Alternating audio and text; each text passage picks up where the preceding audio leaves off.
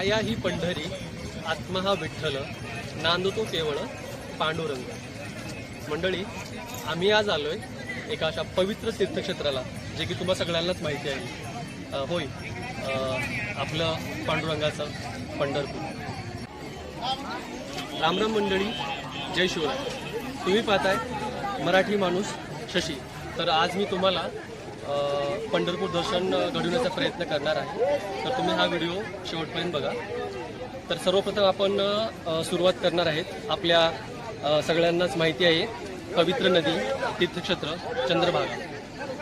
पंढरपूर श्री विठ्ठलाची पवित्र भूमी. मित्रांनो, हे जे पवित्र तीर्थक्षेत्र आहे ते भीमा नदीवरती आहे. पण या नदीला आपल्या सगळ्यांनाच माहिती आहे की चंद्रभागा म्हणून ओळखलं जातं. याचं एक विशिष्ट असं कारण आहे, म्हणजे या नदीचा जो आकार आहे ना, चंद्रकोरीसारखा आहे, किंवा आपण त्याला चंद्रकोरीच्या आकारासारखा असं म्हणतो. म्हणून या नदीला चंद्रभागा असं नाव पडलंय. आणि या चंद्रभागेचं ना एक धार्मिक असं महत्त्व आहे की पंढरपूरच्या चंद्रभागा नदीमध्ये आपण आंघोळ करणं हे खूप पवित्र असं मानलं जातं. जे हे तुम्हाला सांगतो ते एक काय म्हणतात, पौराणिक महत्त्व आहे.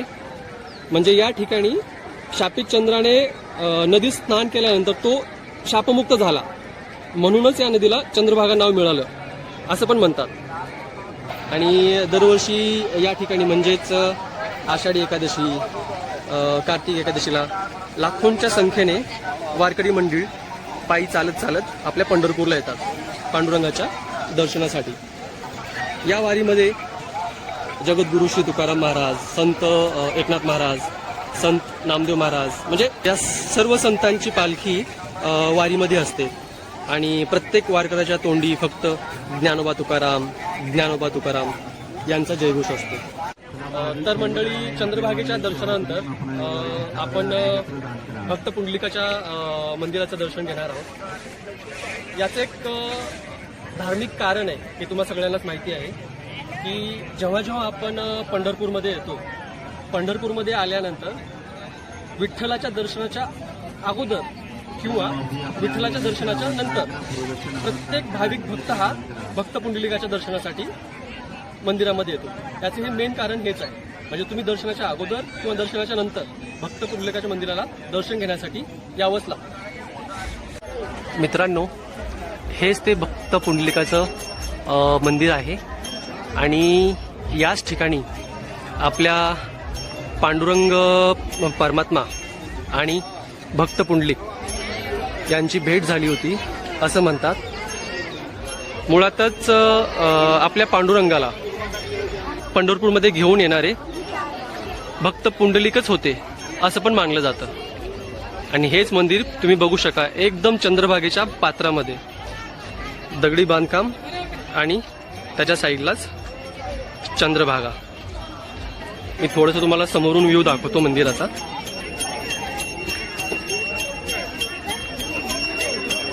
श्री पुंडलिका भेटी परब्रह्म आलेगा. म्हणजे आपण म्हणतो ना, पुंडलिका वरदा हरी विठ्ठल श्री ज्ञानदेव तुकाराम. म्हणजेच पुंडलिकाचे दर्शन झाल्यावरच विठ्ठलाचे दर्शन आपण घेतो. आम्ही चंद्रभागेच्या नावेमध्ये बसलोय. तुम्ही बघू शकता की सगळीकडे खूप असं प्रसन्न वातावरण आहे. प्रत्येक वेळेस पंढरपूरला आलं की मन खूप प्रसन्न होतं.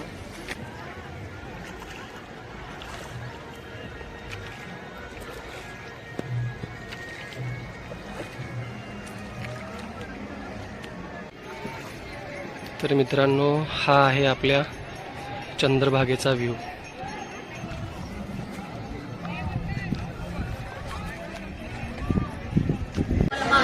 मंडळी, आपण आलोय आता विठ्ठल रुक्मिणीच्या मंदिरासमोर. मित्रांनो, हे एक केवळ मंदिर नसून सामाजिक ऐक्याचा आणि भक्तीचा संदेश देणारं. आणि याच पवित्र मंदिरात आपला पांडुरंग हा विटेवर उभा आहे, आणि ते फक्त आपल्या भक्त पुंडलिकासाठी.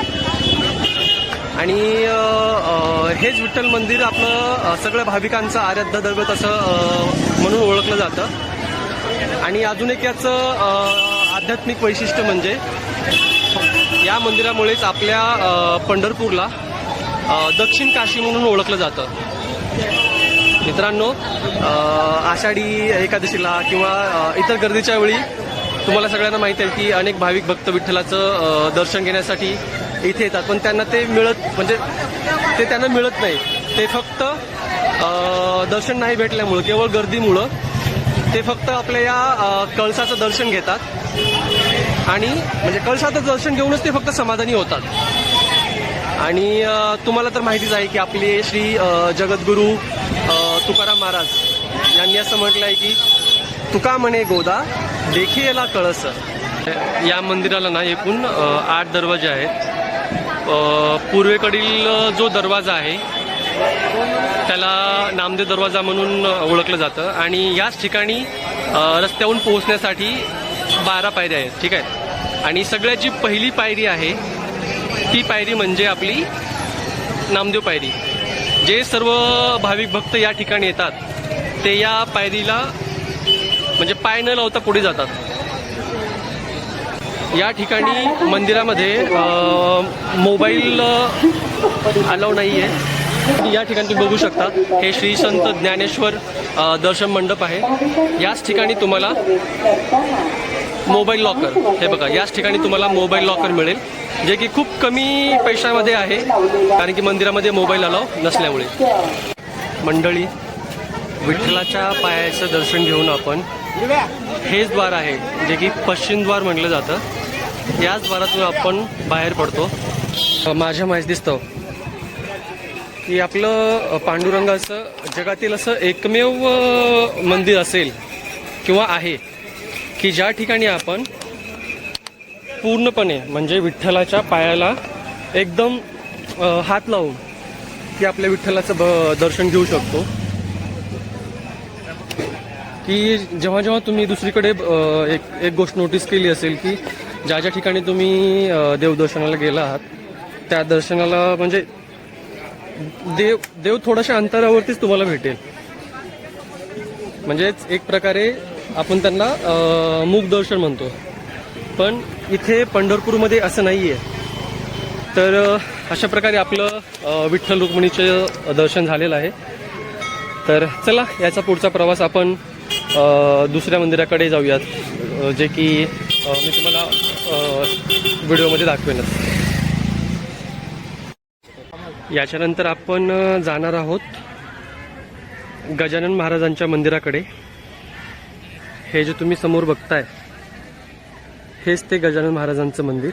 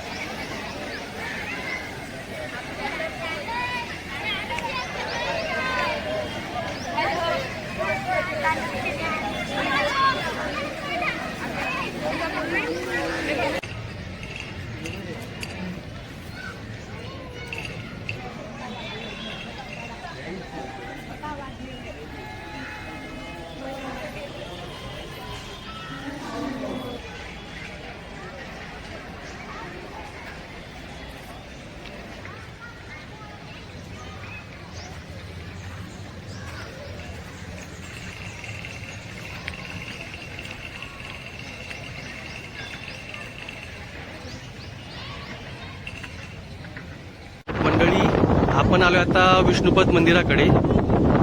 हे विष्णुपद मंदिर चंद्रभागेच्या नदीपात्रामध्येच आहे. हे जे मंदिर आहे हे पूर्ण 16 दगडी खांबांनी बनलेलं आहे.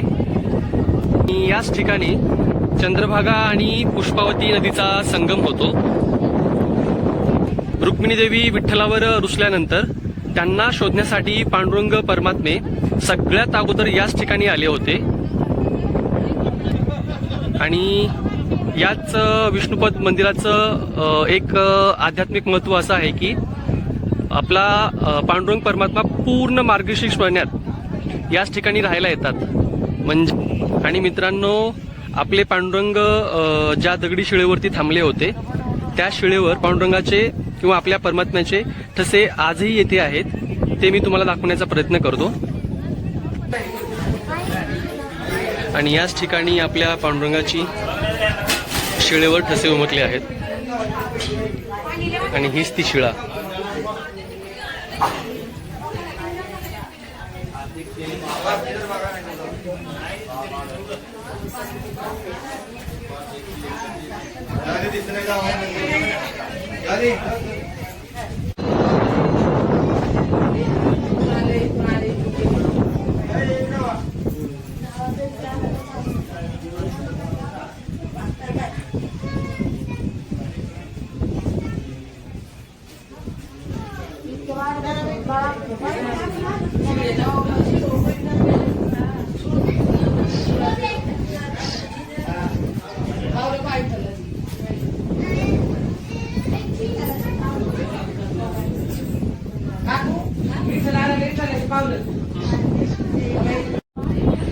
आणि याच विष्णुपद मंदिरामध्ये ना पक्ष्यांनी किती छान असं घरटं बनवलेलं आहे, तुम्ही बघू शकता.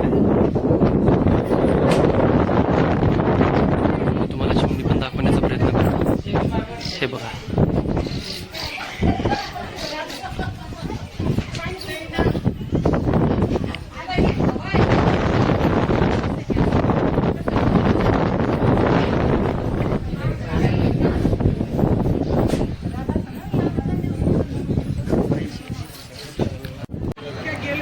मंडळी, आपण आलो आता पंढरपूरमधील कैकाडी महाराजांच्या मठामध्ये.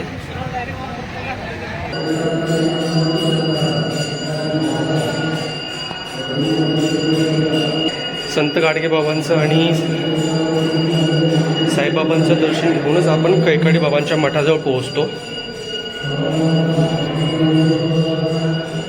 त्यांच्या साईडचे जे आहेत ते त्यांचे धाकटे बंधू हरिभक्त परायण श्री कोंडीराम महाराज काका.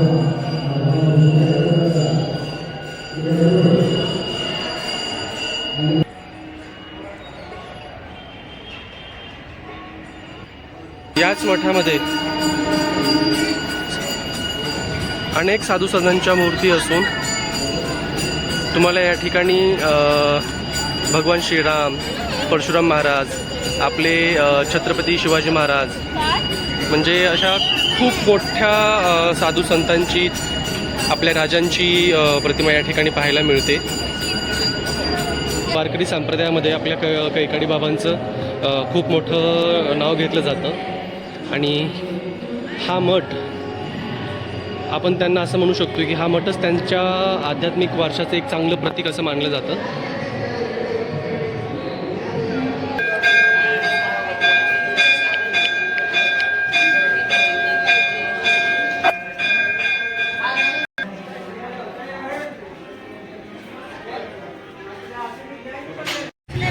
मित्रांनो, हा आहे पंढरपूरमधील आपल्या राजांच्या छत्रपती शिवाजी महाराजांचा चौक.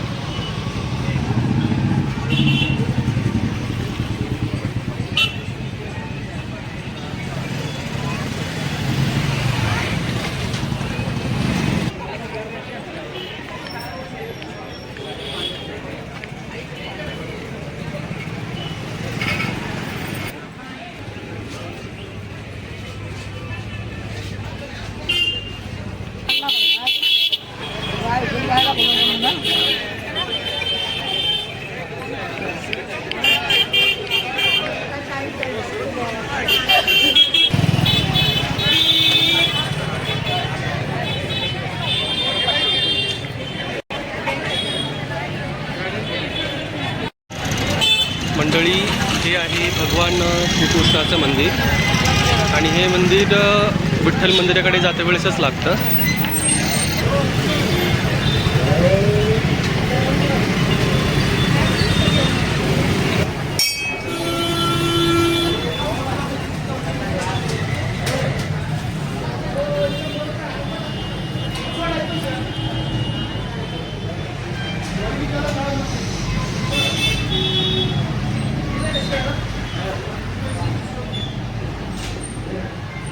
आपण आलोय आता ताकपीठ विठोबा मंदिराजवळ.